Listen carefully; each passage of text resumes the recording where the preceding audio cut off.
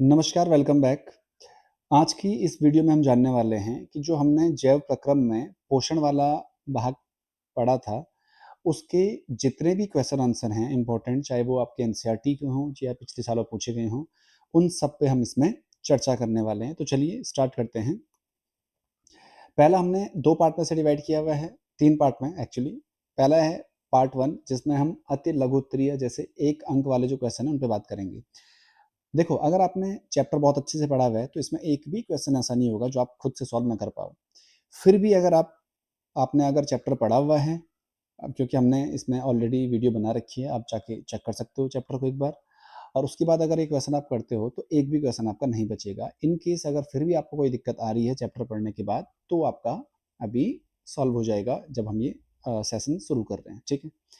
तो चलिए, पहला लिखा हुआ है, उस पोषण विधि का नाम बताइए जिसमें कोई जीव किसी अन्य जीव को के शरीर से उसे बिना मारे अपना भोजन प्राप्त करते हैं। तो आपको बताया था मैंने, ये उसे बोलते हैं हम परजीवी। मतलब ये सामने वाले जीव को मारते नहीं है, बस उनके शरीर में जाकर उनके शरीर से अपना पोषण कर रहे होते हैं।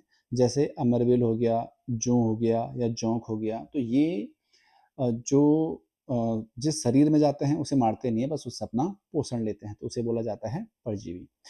दूसरा बहुत इंपॉर्टेंट क्वेश्चन है कि लार में कौन सा एंजाइम मौजूद होता है जो स्टार्च को तोड़ता है? तो आपको पता होना चाहिए, आप बताया था मैंने, इसे बोलते हैं हम लार एमाइलेज या इसे टाइलिन भी बोलते हैं, ठीक है? ये जो स्टार्च को जटिल शर्करा या माल्टोज में बदल देता है। तो जब हम ये पढ़ रहे थे, आपको बताया था मैंने, आप किसी भी जो भोजन होता है, अगर आप उसे बहुत लंबे टाइम तक चबाते हो, तो उसका जो स्वाद होता है, जैसे अगर वो नमकीन है, कड़वा है, जैसा भी है, वो न्यूट्रल हो जाता है। वो इसलिए होता है क्योंकि जो शर्करा होती है, जो स्टार्च होता है, वो शर्करा या माल्टोज में बदल जाता है। उसके बाद है, कार्बोहाइड्रेट के पाचन में अंतिम उत्पाद क्या होता है? मतलब ये है कि जब कार्बोहाइड्रेट हमारे शरीर में पूर्ण रूप से पच जाता है, तो अंतिम उत्पाद क्या बनाता है? तो बनाता है ग्लूकोज, ठीक है? उसके बाद अगला क्वेश्चन आपके पास, जो छोटी आंत होती है, क्षुद्रांत से बोलते हैं, पूर्ण पाचन का स्थल क्यों है? मतलब उसे उसमें पूर्ण पाचन क्यों होता है? तो उसका रीजन क्यों है, क्या है? क्योंकि यहाँ पर जो कार्बोहाइड्रेट होता है, प्रोटीन होता है और वसा होता है, ये तीनों का पूरी तरह से पाचन होता है। और ये इसमें जो हमारे अग्नाशयी रस या आंत रस होती है, वो एंजाइम इन्हें अच्छी तरीके से पचाने का काम करते हैं, तो इसीलिए यहाँ पे पाचन इस तरह से कहा जाता है।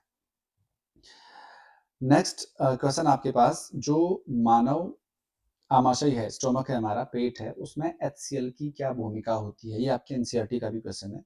तो आपको बताया था मैंने कि इसके मेनली 2 काम होते हैं। पहला तो ये माध्यम को अम्लीय बनाता है, जिससे भोजन पचने में आसानी होती है, जो पेप्सिन एंजाइम को सक्रिय कर देता है। और दूसरा, जो भोजन में आए हुए हानिकारक बैक्टीरिया होते हैं, उन्हें नष्ट करता है। तो ये बेसिकली 2 काम होते हैं HCl के हमारे आमाशय में, स्टोमक में, पेट में एक तरीके से। अगला है प्रश्न नंबर 6, पौधों में आंतरिक ऊर्जा आरक्षित किस रूप में होती है? तो ये होती है स्टार्च के रूप में। स्टार्च या मंड से बोलते हैं हम, मंड या स्टार्च के रूप में, जबकि मनुष्यों में ग्लाइकोजन के रूप में होता है, ठीक है? ये आपको दोनों ध्यान रखने हैं। अगला क्वेश्चन आपके पास, जो आमाशय की अंदरूनी परत को हाइड्रोक्लोरिक जो अम्ल है, उसे कौन बचाता है? तो ये बचाता है म्यूकस, स्लिस्मा बोलते हैं जिसे। तो आमाशय के आंतरिक स्तर की अम्ल से रक्षा करती है। यदि इसका स्राव ना हो, तो जो अम्ल होता है वो आमाशय की दीवार को नुकसान पहुंचाकर अल्सर पैदा कर देती है। तो इसीलिए जो आपने देखा होगा, कभी भी अगर एसिडिटी ज़्यादा हो या अगर आपको जैसे चोट वगैरह लगी पेट में, तो अल्सर हो जाते हैं। तो जो अल्सर होते हैं, छाले पड़ जाते बोलते हैं हम जिसे, तो वो एक्चुअल में क्यों होते हैं? क्योंकि हमारा जो शरीर है, मतलब हमारा जो पेट है, वो बहुत अधिक मात्रा में हाइड्रोक्लोरिक अम्ल को बनाना शुरू कर देता है। और क्योंकि म्यूकस या जो श्लेष्मा होता है, वो उसे उतना तरीके से मतलब रक्षा नहीं कर पाता है दीवारों की, इसलिए अल्सर हो जाते हैं, ठीक है? अगला आपके पास है कि जो भोजन नली या आहार नली में होने वाली गति का नाम क्या होता है, जो भोजन को आगे धकेलता है? तो आपको बताया था मैंने, इसे बोलते हम क्रमाकुंचन गति, जिसे हम पेरिस्टाल्टिक मूवमेंट बोलते हैं। तो आहार नली की मांसपेशियों में बारी बारी से सिकुड़न और फैलाने को ही क्या बोलते हैं हम? क्रमाकुंचन बोलते हैं। आपको इसे ध्यान में रखना है, याद में रखना है, क्योंकि बहुत इंपॉर्टेंट है, एग्जाम में पूछा जाता है ये।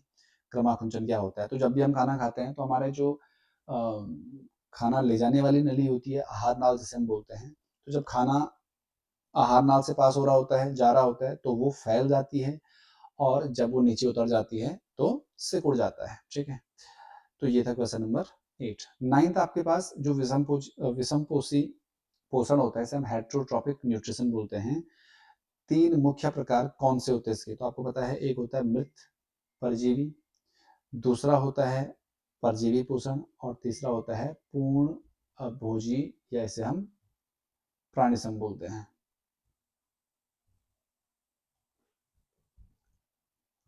अगला आपके पास है 3 नंबर के क्वेश्चन, यहाँ से शुरू होता है आपके पास। अब लिखा हुआ पहला, प्रकाश संश्लेषण के दौरान होने वाली 3 मुख्य घटनाएं कौन सी होती है? तो बड़ा सिंपल सा है। पहला, जो क्लोरोफिल होता है वो प्रकाश ऊर्जा को अवशोषित करता है। दूसरा, जो प्रकाश ऊर्जा होती है वो रासायनिक ऊर्जा में रूपांतरित होती है, जिसमें जो जल के अणु होते हैं वो हाइड्रोजन और ऑक्सीजन में टूट जाता है।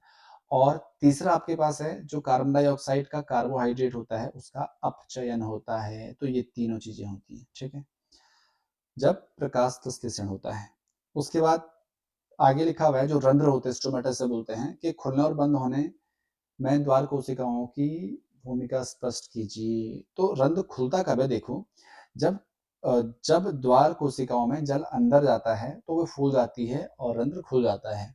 बंद कब होती है? जब द्वार कोशिकाएं जल बाहर निकालने के कारण सिकुड़ती हैं, तो रंध्र का छिद्र बंद हो जाता है।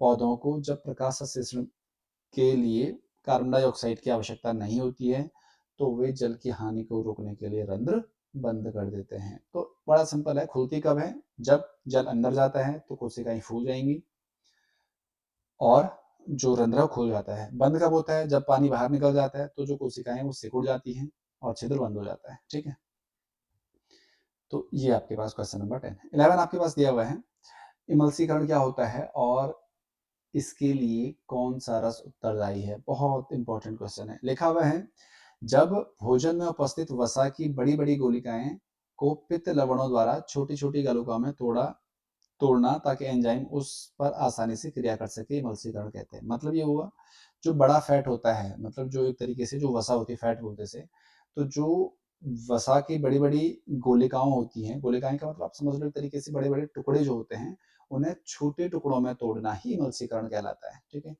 और ये किससे होता है? तो इसके लिए उत्तरदायी जो रस होता है वो होता है पित्त रस, जैसे हम बाइल जूस बोलते हैं, पित्त रस के लिए उत्तरदायी होता है, रिस्पॉन्सिबल होता है। उसके बाद बहुत इंपॉर्टेंट क्वेश्चन है, शाकाहारियों की छोटी आंत मांसाहारियों की तुलना में लंबी क्यों होती है? तो जो शाकाहारी जीव होते हैं वो मुख्य तौर पर घास फूस खाते हैं, आपको पता है, जिसमें सेल्यूलोज होता है, मतलब जो भी घास फूस से पत्तियां बनती है वो सेल्यूलोज से बनती है, और सेल्यूलोज को पचाना काफी कठिन होता है। इसमें समय क्योंकि अधिक लगता है, इसलिए इसे पचाने के लिए जो लंबी छोटी आंत की आवश्यकता होती है। इसके विपरीत जो मांस आसानी से पच जाता है, इसलिए मांसाहारियों में जो छोटी आंत होती है बहुत छोटी होती है, जैसे शेर हो गया। ठीक है, तो आपको ध्यान रखना है कि जो शाकाहारी होता है उसमें छोटी आंत क्यों होती है? क्योंकि वो घास फूस खाते हैं। घास फूस क्योंकि सेलुलोज से बना होता है, तो उसे पचने के लिए समय लंबा लगता है, इसीलिए जो आंत है वो लंबी होती है, ताकि भोजन धीरे धीरे पच जाए। ठीक है, तो ये था आपके पास प्रश्न नंबर 13। अगला है आपके पास, जो स्मॉल इंटेस्टाइन होता है, मतलब छोटी आंत होती है, की संरचना पचे हुए भोजन के अवशोषण के लिए किस प्रकार अनुकूलित है? तो आपको बताया था मैंने, जो छोटी आंत होती है उसमें उंगली नुमा आकृतियां होती हैं, जिसे बोलते हैं हम दीर्घरोम या विली बोलते हैं इसे। तो ये क्या करती है? पहला, ये दीर्घरोम अवशोषण के लिए सतही क्षेत्रफल को बढ़ा देती है, मतलब जो क्षेत्रफल है वो बढ़ जाता है, पहला। दूसरा, जो दीर्घरोम में रुधिर वाहिकाओं का जो विस्तृत जाल होता है, जो पचे हुए भोजन को अवशोषित करके शरीर की प्रत्येक कोशिका तक पहुंचाता है। मतलब इस तरीके से होता है, ऐसे समझो, ये माना छोटी आंत है तो इस पे ना उंगली नुमा आकृतियां होती हैं, ऐसे ऐसे होती है। अब जो भोजन पच जाता है तो वो इसी से अवशोषित होती है, और क्योंकि इसमें रुधिर वाहिकाएं होती हैं, जो हमारे ब्लड वेसल्स होते हैं वो इसमें लगे होते हैं, तो वो क्या करते हैं, जो भी रस होता है या जो भी पोषण होता है वो इसके थ्रू जो रुधिर वाहिकाएं होती हैं उससे हमारे शरीर के हर एक भाग तक पहुंचता है, जिससे हमारे शरीर में पोषण पूरा होता है। ठीक है, तो ये काम होता है विली का, जिसे हम दीर्घ बोलते हैं। उसके बाद अगला क्वेश्चन आपके पास, मानव में पोषण के विभिन्न चरणों को क्रमानुसार समझाइए। तो मेनली 5 मुख्य चरण होते हैं, जैसे हमने अमीबा वाले में पढ़ा था। पहला होता है अंतर्ग्रहण, इंजेक्शन बोलते हैं, मतलब जो हम मुख से भोजन को अंदर लेते हैं उसे बोलते हैं अंतर्ग्रहण। दूसरा होता है पाचन, पाचन में जो जटिल और अघुलनशील भोजन को एंजाइम की मदद से सरल या घुलनशील अणुओं में बदलना, ये पाचन होता है। तीसरा अवशोषण, जो पचा हुआ भोजन होता है उसे दीर्घ अभी बताया था मैंने, विली की सहायता से लेना और रक्त में मिलाना। चौथा होता है स्वांगीकरण, जिसे हम बोलते हैं एसिमिलेशन। ये बहुत इंपॉर्टेंट होता है कि जो पचा हुआ भोजन होता है जब वो अवशोषित होता है तो भोजन हमारे शरीर को ऊर्जा प्रदान करता है, वृद्धि के लिए सहायक होता है, और जो ऊतक की मरम्मत होनी होती है, कोशिकाओं की मरम्मत होती है, उसके लिए बहुत ज़्यादा ज़रूरी होता है। तो ये स्वांगीकरण होता है। और लास्ट में जो बिना पचा हुआ भोजन होता है वो बड़ी आंत से होते हुए गुदा द्वार से बाहर निकल जाती है। तो बेसिकली ये 5 स्टेप होते हैं जो आपको ध्यान रखना है। बड़ा सिंपल है। पहले हम खाना खाते हैं, आपको पता है, उसके बाद खाना पचता होगा, ऑब्वियस सी बात है। जब पच जाता है तो हमारा शरीर उसे अवशोषण करता है उसका। जब वो अवशोषित हो जाता है तो हमारे शरीर में लगता है, जिससे हमारे शरीर में ग्रोथ होती है, एक तरीके से वृद्धि होती है। और लास्ट में जो अपचा भोजन होता है, अपच भोजन होता है, वो हमारे शरीर से बाहर निकल जाता है। तो ये 5 मेनली पोषण के चरण होते हैं। अगला है इसमें प्रकाश संश्लेषण का संतुलित रासायनिक समीकरण लिखिए। तो बड़ा सिंपल है, 6CO2, कार्बन डाइऑक्साइड और जल सनलाइट और क्लोरोफिल की मदद से ग्लूकोज बनाते हैं। तो ग्लूकोज हो गया, ऑक्सीजन और बनाता है जल। दूसरा, जो मरुस्थलीय पौधे होते हैं उनमें प्रकाश संश्लेषण किस प्रकार होता है। देखिए बहुत इंपॉर्टेंट है, मरुस्थलीय पौधे आपने देखा होगा, जो भी पौधे मरुस्थल में होते हैं उनमें कांटे होते हैं, उनकी पत्तियों में कांटे लगे, जैसे कैक्टस हो गया।